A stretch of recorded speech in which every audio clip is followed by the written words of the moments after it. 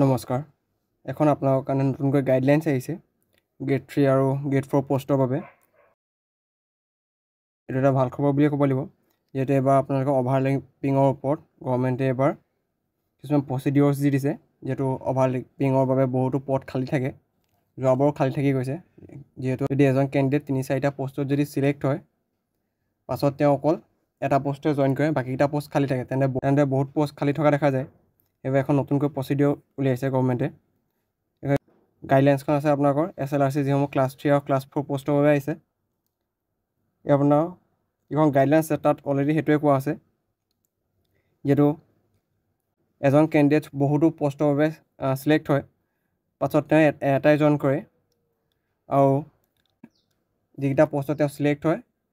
যদি 4টা সিলেক্ট হৈছে এটাত জয়েন কৰে আৰু বাকি 3টা খালি থাকে তো হে বাকি খালি থকা 3টা আপোনাৰ ভেকেন্ট থাকি যায় হেবে এবাৰ এটা নতুনকৈ প্ৰচিডিউৰ উলিয়াইছে আপোনাৰ প্ৰচিডিউৰ কেইটা কোৱা হৈছে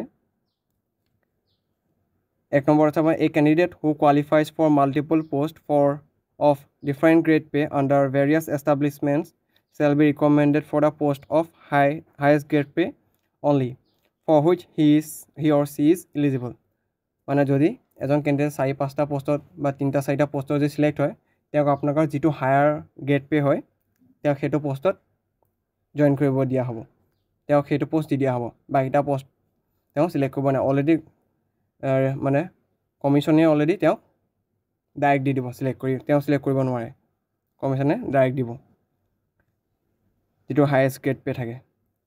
সেকেন্ড পইণ্টত কোৱা হৈছে a candidate who qualifies for multiple posts of the same grade pay with same requisite qualification under various establishments shall be recommended on the basis of his her specialized qualification required for a post যদি candidate জনে 3-4টা পোষ্টত পাইছে আৰু গোটেইটা যদি same grade pay হয় তেতিয়া তেওঁ qualification চোৱা হ'ব কোনটো কোৱালিফিকেশন তেওঁৰ কোনটো পোষ্টৰ লগত বেছি সুইটেবল হয় তো তেনে ধৰণে কমিশনে তেওঁক তাত দি দিব ইয়াৰ আপোনালোকৰ সেম গ্ৰেড পে পালে যেটো তেওঁ ক্যান্ডিডেটজনৰ কোৱালিফিকেশন চেক কৰা হ'ব কোৱালিফিকেশন যেটো ক্যান্ডিডেটজনৰ যেটো কোৱালিফিকেশন আছে হেতু কোনটো পোষ্টৰ লগত বেছি সুইটেবল হ'ব হেতু পোষ্ট তেওঁক দি দিয়া হ'ব Next point number 3 কোৱা আছে a candidate who qualifies for multiple posts of the same grade pay with different requisite qualifications under various establishments shall be recommended on the basis of his higher requisite qualification with due regard to a post আকৌ যদি এজন ক্যান্ডিডেটে same grade pay যদি multiple পোষ্টত select হয় তো তেওঁ আকৌ qualification check কৰা হ'ব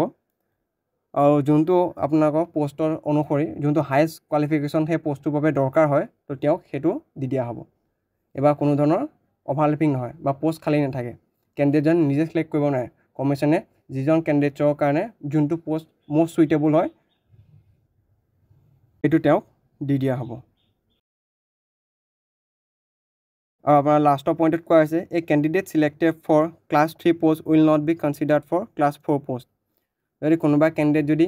গ্ৰেড 3 পোষ্টৰ বাবে আপোনাৰ ক্লাস 3 পোষ্টৰ বাবে সিলেক্ট হৈছে তেওঁ গ্ৰেড 4 ত সিলেক্ট নহব যেটো অলৰেডি এডমিট হম কেনসেল কৰি দিয়া হৈছে যদি আপোনালোকৰ হাইয়েষ্ট এডুকেশন আছে আৰু এটো আপোনাৰ ইয়াক কৈ this is to ensure that maximum number of candidates are recommended for appointment and lesser number of posts remain vacant এইটো প্ৰক্ৰিয়াৰ কাৰণে আপোনালোকৰ maximum number of candidate select হ'ব এপয়েন্টমেন্ট পাবৰ বাবে আৰু আপোনালোকৰ পোষ্ট মিনিমাম থাকি যাব নাথাকিবও পাৰে হয়তো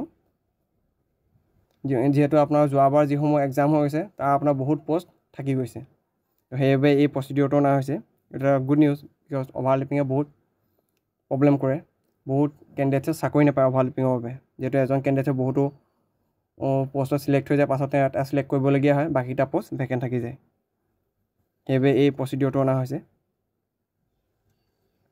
সো আজিবে ইমানে আছিল ধন্যবাদ